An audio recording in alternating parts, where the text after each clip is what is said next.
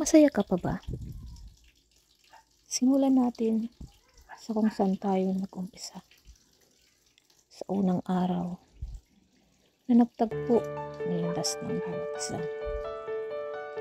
Walang pakialam sa kung sino man ang isa't isa. Lumipas ang araw, unti-unting napapansin. Nagtatanong sa mga personal na bagay. Nagalangan man sagutin dahil sa wari wala itong patutunguhan. Lumipas ang mga araw at ito'y umabot pa ng buwan. Ang kakulitan mo'y tuluyan ng nakasanayan. Naging positibo ang pagtingin sa mga bagay at sa umpisa ay wala naman talagang dating. Okay na sana eh.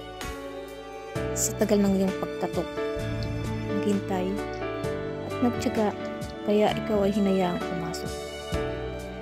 Pero di ka pa man tuluyang nakakapasok, hindi pa man tuluyang mahawakan, bigla ka na lang bumitaw.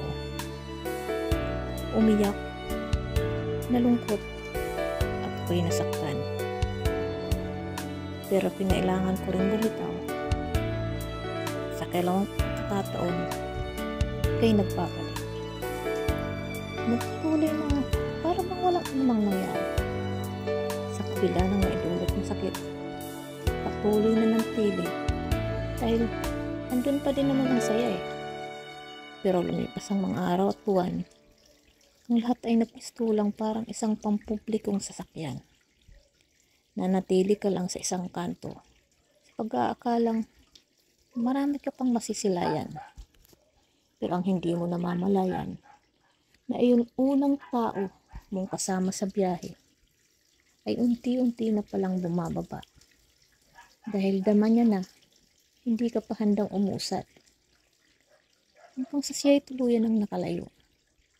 Sinubukan mo mang humabol, pero wala na ang saya. Sa umpisa, ikaw ang may dala sa kanya.